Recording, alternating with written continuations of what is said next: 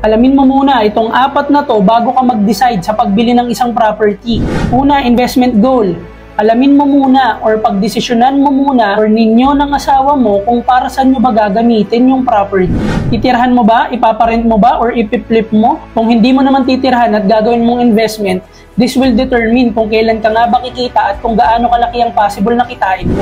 Pangalawa, yung budget. Kapag bibili ka ng property, make sure na kaya ng kinoconsider mong budget or pasok sa cash flow mo yung monthly payment or mortgage. Ideally, dapat pasok yung amount ng monthly payment ng property sa 30% ng monthly income mo. Maximum na yung 30%. Pero kapag nabitin, pwede ka naman kumuha ng co-borrower. Mas magaan rin sa bulsa kung pre-selling ang kukunin mong property, lalo kung OFW ka. Bonus kung meron pa ng mga launching price at mga launch discount. Pangatlo, yung mga non-negotiables. Karamihan sa mga properties ngayon, especially yung mga condo, meron ng mga features na may enjoy ninyo. Pero kailangan mong maglista ng at least dalawa sa mga bagay na kailangan ninyo at hindi pwedeng mawala. For example, meron kayong pet, so ang mga need ninyo, yung mga pet-friendly na properties. Or kung gusto ninyo, yung merong mga green spaces at pwede mag-jogging, ikaw ang dapat na mag-decide dyan. Pero karamihan naman ngayon sa mga developers, kompleto na. Pang-apat, options. Sa sobrang dami na ng mga properties ngayon sa market, at lahat ay competitive na rin yung price and yung value, at kung nalista mo na rin kung ano yung mga non-negotiables mo, pwede mo nang i-narrow down